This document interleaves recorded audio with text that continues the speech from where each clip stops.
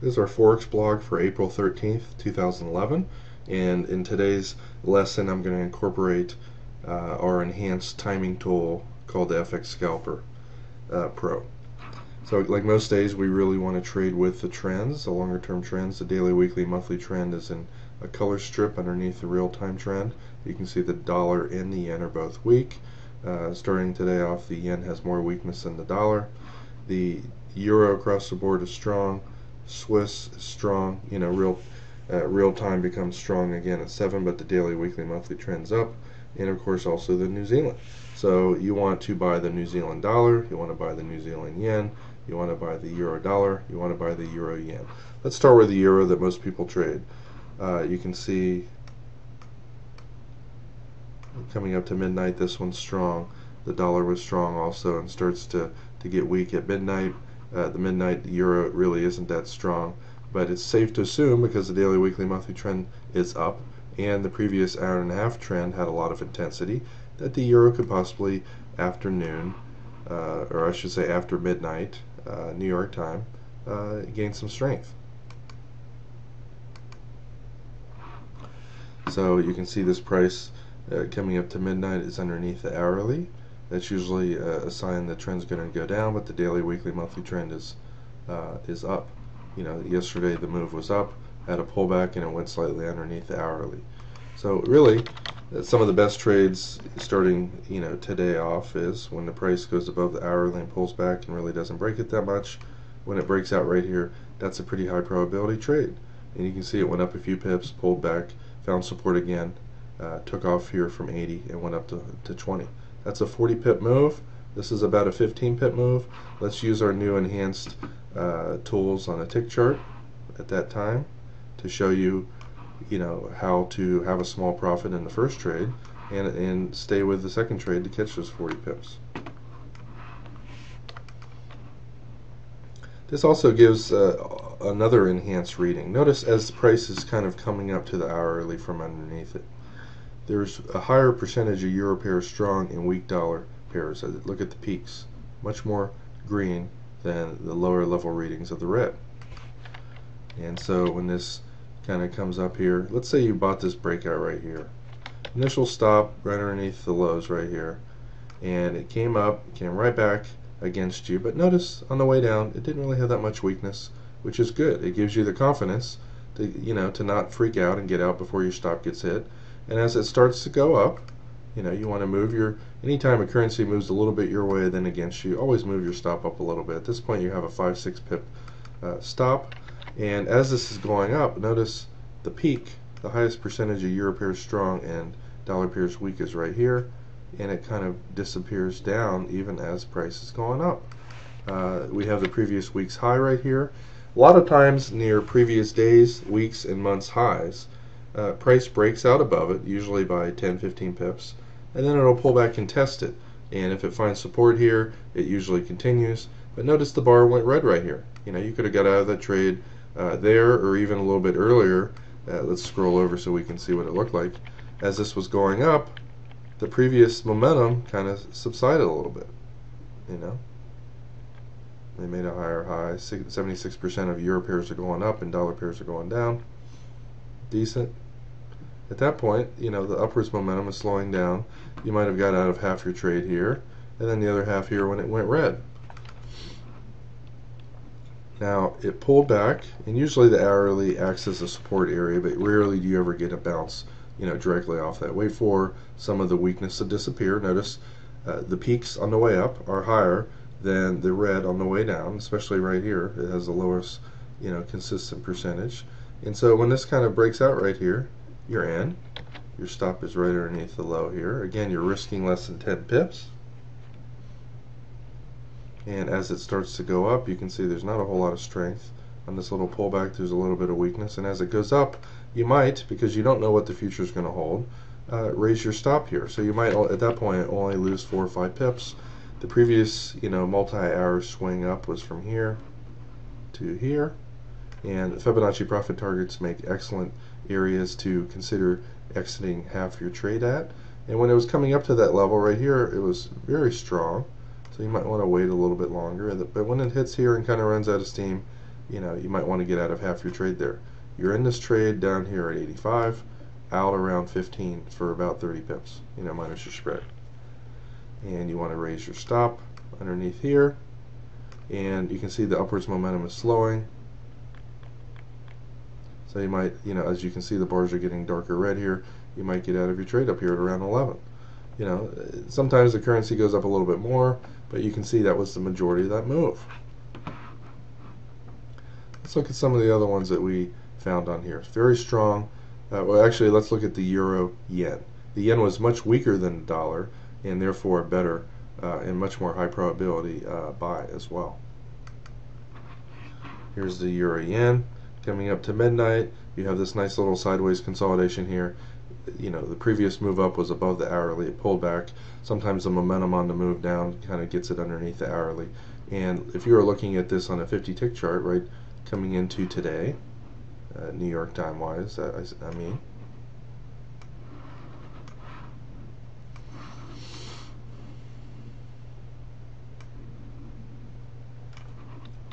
so here's, some of these currencies have a little bit more chop, and this is a very fast tool. It's designed to, flip colors, but you really want to kind of see, most of the bars more green than red, and higher peaks of the green than red if you're buying. And this is kind of going sideways. You buy the breakout here. Your stop's underneath here. You have a fib level, a weekly pivot, and a monthly R1 area right there. And notice as it's going up, there's not a whole lot of statistical strength until about right here, and then it kind of runs out of steam. Every time it makes a higher high and pulls back, you want to move your stop up. Higher high and pulls back. Higher high. It's kind of consolidating here, and you can see the strength, kind of disappears. This is a very high probability area for it to, stall, so I would have got out of the trade there. Not much profit in that one, maybe 15 pips. And I don't want to buy right here because this is a major resistance area. I really want to see it break it, stay above this area before I really consider, buying the euro-yen again. So for example, this pullback right here where it found, this resistance area once broken becomes support, you might have got into the trade right here. And you can see it went up 30 pips, and the bars kind of got red. Anytime that happens, tighten your stop there. And at this point, as long as it stays above, this resistance area now becomes support. On this pullback, there's a lot of red. You may decide, too many percentage of euro pairs were falling during that time. But if you did take this trade, your stop goes a few pips underneath this low. The bar is green. If you see it spike up and a good percentage of euro pairs are getting stronger, you might get out of the trade right here. Maybe 2-3 pip loss. So it gives you the confidence to take a trade, knowing that, if it takes off and you don't see a whole lot of green come in, then other euro pairs are not going up. And if it's not the super high probability trade like that, you might not take it. I'd much prefer seeing an area get broken out than getting a pullback, and then having 20 minutes to an hour, hour and a half of sideways action. Then when it breaks out, you really have a high probability chance of it exploding and taking out the highs.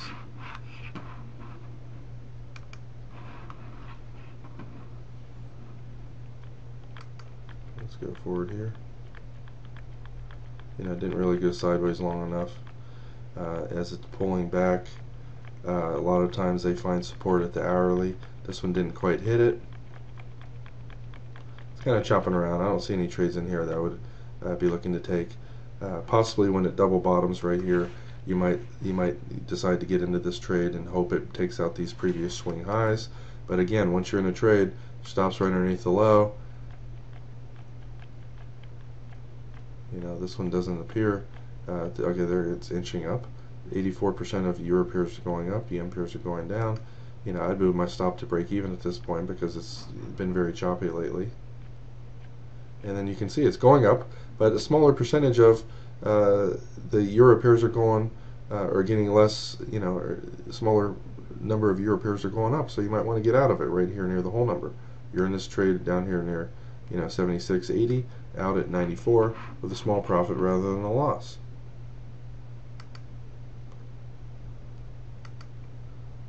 Let's look at a little bit later today. The Swiss, strong around 7. A few hours of weakness with a little bit of strength here strength comes in at 7. At 7, the dollar is very weak, and the longer term trend is down. So looking at the dollar Swiss chart, let's look at the this chart here first. It's in a very sideways range here. As you can see here, 7 o'clock. The market's been very sideways and choppy. You might want to wait because it's been in such a tight 15 pip range all day for the lows here later on around 10 to get broken. So let's look at this chart around 10. If you see a currency that's choppy, don't get into it. If it's in a 15-20 pip range all day, there's no reason to waste your hard-earned capital until it breaks out. Here the market's kind of going sideways, and as you can see, some of the pairs are a little bit more choppy in switching colors because not many traders trade, for example, the Australian Swiss or New Zealand Swiss or CAD Swiss, and because of that, those tick charts tend to flip a little bit more readily.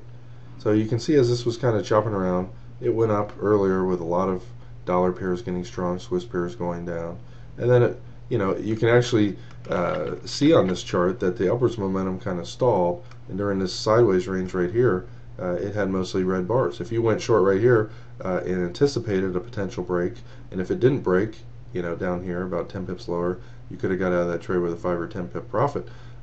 In many ways, you can use this to anticipate future likely price level breaks.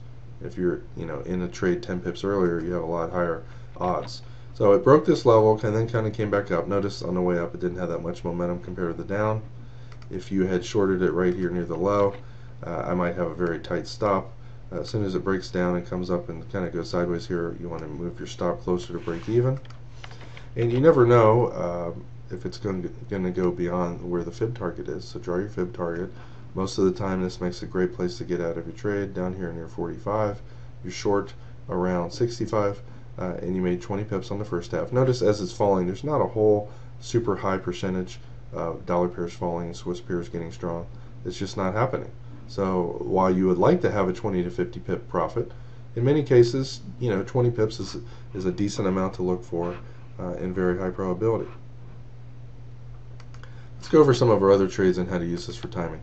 Here the New Zealand dollar is very strong, as we saw today, but here's a Fibonacci profit target that I manually draw every night. I spent about 40 minutes analyzing all the main 12 pairs, and this was an area where it was a Fibonacci profit target from the yesterday's move up and likely to be today's high. So let's say if you're looking to buy this earlier, this is a great profit target, and as you can see, a decent place to look for counter trend trades. It's down 26 pips there. Let's bring up the 50 tick chart on here just to show you how you can find these trades. Now, as this was going up, a very high percentage of New Zealand pairs were ripping up and dollar pairs are getting weak. But as this thing kind of goes sideways right here, you might decide to go short right here with your stop right above the high. Obviously this is one of the strongest pairs, but my point is to illustrate how you can use it to trade counter trend, one of the strongest pairs, with increased levels of precision that you haven't had before. As this is falling, there's not a whole lot of weakness during these red bar or green bars right here. Not a whole lot of percentage of New Zealand pairs getting strong and dollar pairs weak. Nowhere near the previous level. But as it's chopping around sideways, I'd move my stop down just near break even. And as this is kind of coming down again, notice the weakness here more than before, which is good. On this up move here, less strength than the previous wave down. And most of the time, you can expect a two-wave pullback on this. So here's your first wave. Your profit target's down here near 92. You're fighting one of the strongest trends, and it's above its hourly moving average. So as it's coming down here and chopping around, you can see pretty big spikes of green. So you might get out of the trade based on a time stop somewhere down here near 98 to 95. But you made 20-25 pips on a trade with enhanced probabilities based on this. Notice what it looked like in real time. Let's get the fib area off here. Decent percentage. Smaller number of New Zealand pairs going up. A little bit more New Zealand pairs going down and dollar pairs getting stronger. Always wait for a little sideways range in a breakdown underneath the lows before you get short. Notice there almost no strength at all. and you might jump into this trade right here at 22.